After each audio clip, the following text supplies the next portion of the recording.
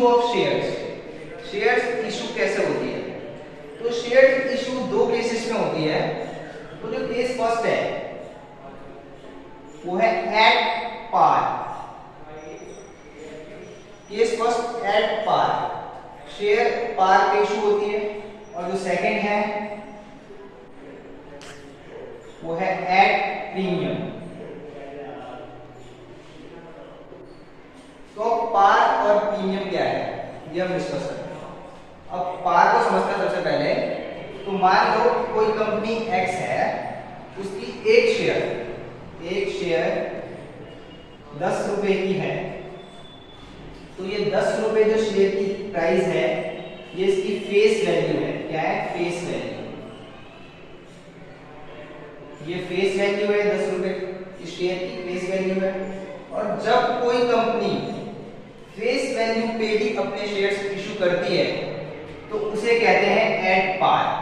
मतलब कि 10 रुपए का शेयर अगर 10 रुपए में ही इशू होता है तो उसे बोलेंगे कि शेयर पार पे इशू हुआ है। मतलब कि शेयर से जो भी शेयर की प्राइस है उससे 1 भी रुपए फालतू नहीं लेगी कंपनी। तो 10 का शेयर 10 का इशू हुआ मतलब पार पे इशू हुआ। पार मतलब फेस वैल्यू पे इशू हुआ। और सेकंड है प्रीमियम, एट प्रीमियम। अब प्रीमियम का देखो, मान लो कोई कंपनी वाई है, उसकी एक शेयर का प्राइस 10 रुपए है। किसी कंपनी के एक शेयर का प्राइस 10 रुपए का है, बट वो कंपनी की गुडविल अच्छी है, वो कंपनी की मार्केट में इमेज अच्छी है। तो कंपनी क्या करती है कि अपने इमेज के लिए, अपने गुडविल, अपने रेपुटेशन की वजह से कुछ शेयर्स पे एक्स्ट्रा लेती है। मान लो ये 10 रुपए का शेयर जो था ये मार्केट में इस कंपनी ने 12 रुपए का इशू किया, लेकिन जो पब्लिक को कैपिटल देगा ना वो सिर्फ 10 रुपए से देगा। तो एक शेयर पे जो ये 2 रुपए फालतू ले रहा है ये प्रीमियम का पैसा ले रहा है। और लोग ये 2 रुपए बेवकूफ तो नहीं है कि फालतू दे रहे हैं। लोग ये 2 रुपए एक्स्ट्रा इसलिए दे रहे हैं क्योंकि मार्केट में कंपनी की पोजीशन अच्छी है, उसकी गुडविल अच्छी है, तो उस कंपनी के डूबने का चांस कम है। तो मतलब पब्लिक अगर इस कंपनी में अपने शेयर्स पे पैसा इन्वेस्ट करती है उसका रिस्क कम है। मतलब उसको बिल्कुल सिक्योर है वो कि मेरा पैसा डूबेगा नहीं, मुझे फ्यूचर में ग्रोथ ही मिलेगा। इसलिए पब्लिक शेयर पे 2 रुपए एक्स्ट्रा पे करती है। तो जो कंपनी अपनी फेस वैल्यू पे, फेस वैल्यू से कुछ भी परसेंट एक्स्ट्रा लेता है, कुछ भी अमाउंट, तो वो उसकी प्रीमियम होती है। क्या होती है? प्रीमियम होता है। मतलब 10 रुपए का शेयर मार्केट में इसने 12 का इशू किया तो ये 2 रुपए जो है इसके प्रीमियम का पैसा है, 10 रुपए शेयर की फेस वैल्यू है। समझ में आया? तो कंपनी में तो ये शेयर 12 रुपए की इशू हुई, बट पब्लिक की कैपिटल सिर्फ 10 रुपए से बढ़ेगी क्योंकि 2 रुपए तो प्रीमियम का है। अब देखो, जब हम क्वेश्चन करेंगे तो क्वेश्चन में हमें आएगा अलॉटमेंट, एप्लीकेशन, कॉल। तो ये क्या होती है? तो कोई भी कंपनी अपने शेयर का सारा पैसा एक साथ नहीं मंगवाती, वो इंस्टॉलमेंट्स में पैसे मंगवाते हैं। इंस्टॉलमेंट आप सब समझते हो, किस्तों में पैसा मंगवाती है कंपनी। अब मान लेते हैं कोई कंपनी है जिसकी एक शेयर का प्राइस 10 रुपए है। तो ये 10 रुपए ये पता है कैसे मंगवाती है कंपनी से? सबसे पहले तो एप्लीकेशन मनी मंगवाती है। Application money. तो ये एप्लीकेशन मनी क्या होता है? एप्लीकेशन मनी वो मनी होता है जो पब्लिक अपने शेयर्स, उन्हें पता नहीं होता पब्लिक को कि हमें कितने शेयर्स कंपनी अलॉट करेगी, या मतलब कंपनी कितने शेयर्स हमें देगी। अपने हिसाब से हमें जितने शेयर्स चाहिए होते हैं उसके हिसाब से हम जो कंपनी को अपने आप पैसा भेजते हैं वो हमारी एप्लीकेशन मनी होती है। मतलब हमें यहाँ पे क्लियर नहीं है कि हम जितने शेयर्स का पैसा भेज रहे हैं हमें वो पूरे शेयर्स अलॉट हो जाएंगे, पूरे शेयर्स मिल जाएंगे। अब सेकंड जो कंपनी मंगवाती है वो होती है अलॉटमेंट।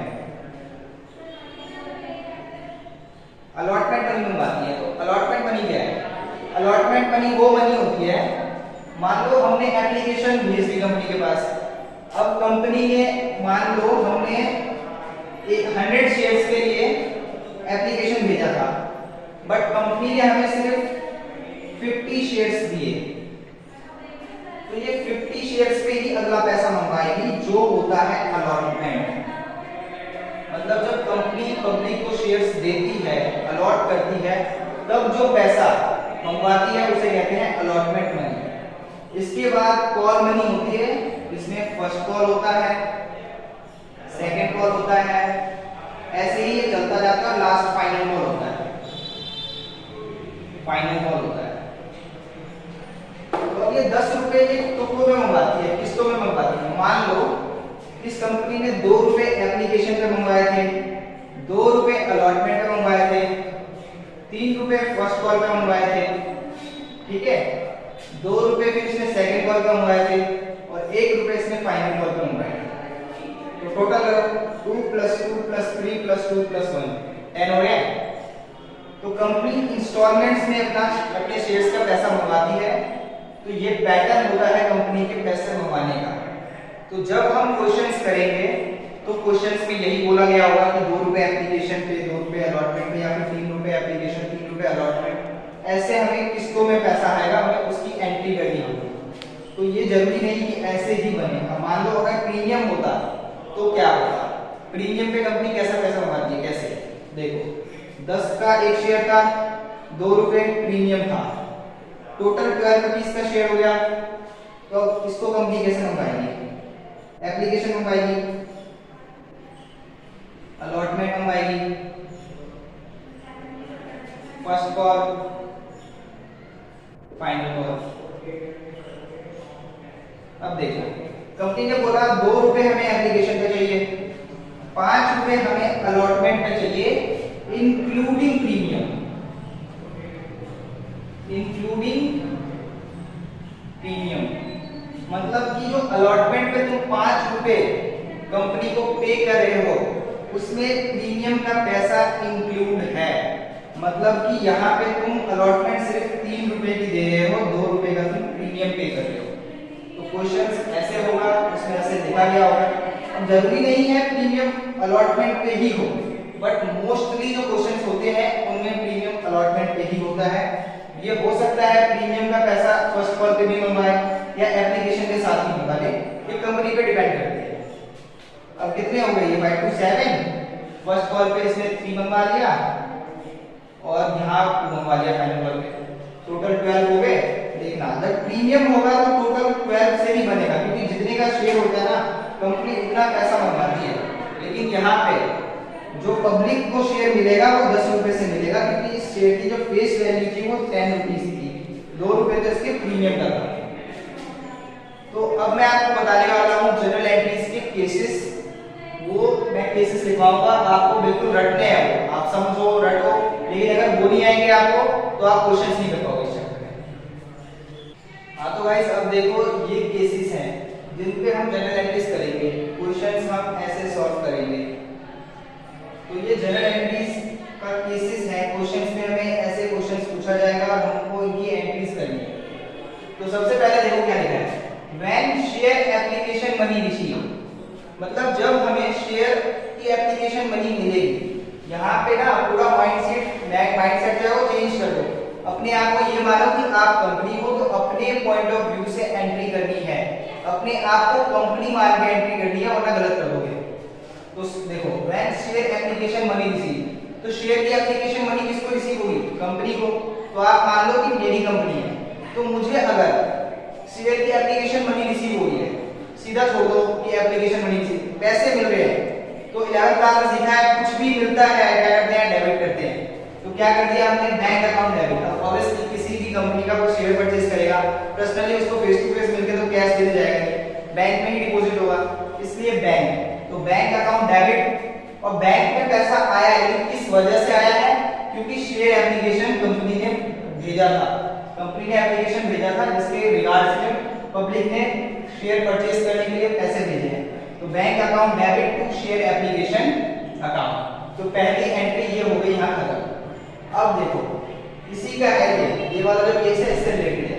अब शेयर एप्लीकेशन मनी तो रिसीव हो गई, लेकिन अब तक कंपनी ने उस पब्लिक को, उस पर्टिकुलर पर्सन को शेयर दिए नहीं थे, मतलब पैसा एडवांस में ही मिला है। तो मतलब यहाँ तक जो थी कंपनी की लायबिलिटी थी, जो पैसा रिसीव हुआ है ये कंपनी की लायबिलिटी है यहाँ तक। तो अब लायबिलिटी को हम यहाँ पे क्रॉस करेंगे, लायबिलिटी को हम अपनी कैपिटल बनाएंगे। कैसे? तो शेयर एप्लीकेशन अकाउंट जो हमने यहाँ पे क्रेडिट किया था उसको हम यहाँ पे डेबिट करेंगे, और इसको हम कैंसिल करने के लिए share capital account, share capital account मतलब कि यहाँ पे हमें पैसा मिला था, ये हमारी लायबिलिटी थी, लेकिन अब हमने इसको क्या कर दिया, शेयर कैपिटल दे दिया। शेयर कैपिटल दे दिया तो अब ये हमारी लायबिलिटी नहीं रही, तो इसकी एंट्री ऐसे हो जाएगी शेयर एप्लीकेशन अकाउंट डेबिट। ये वाला शेयर एप्लीकेशन हमने क्रॉस करने के लिए इस वाली एंट्री में ऊपर किया है और टू शेयर कैपिटल दे दिया। अब टू बैंक अकाउंट और टू शेयर अलॉटमेंट भी लिखा है। तो ये जो है ना, ये हम आगे प्रो राटा केस सीखेंगे, तो प्रो राटा केस में ये एंट्रीज होती है, अदरवाइज ये दो एंट्रीज नहीं होती है। तो इसलिए मैं अभी आपको नहीं बता रहा क्योंकि वो टॉपिक बहुत कंफ्यूजन है, कंफ्यूजन जो टॉपिक है तो ये हम बाद में ही करेंगे। अभी के लिए बस ये देख लो, share application debit to share capital. Next case जो है वो कह रहा है when share application were due, मतलब अब कंपनी को क्या एप्लीकेशन पे पैसा मिला था, कंपनी ने शेयर भी दे दिया, तो नेक्स्ट काम क्या होगा, अलॉटमेंट ड्यू होगी। मतलब अब कंपनी ने जो शेयर अलॉट कर दिया तो अगली किस्त मंगवाएगा, अगली इंस्टॉलमेंट मंगवाएगा।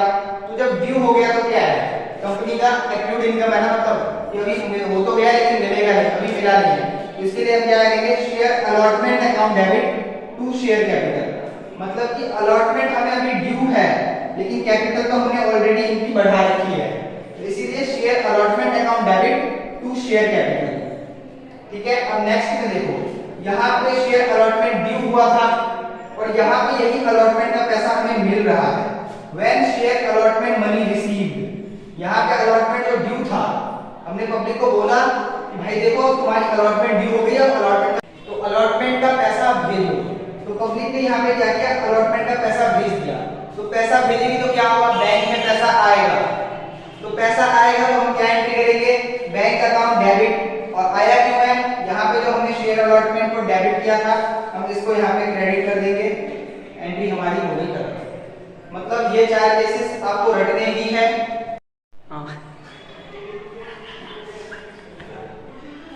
अब देखो जो केस फिफ्थ है हमारा, तो केस फिफ्थ है व्हेन फर्स्ट कॉल ड्यू।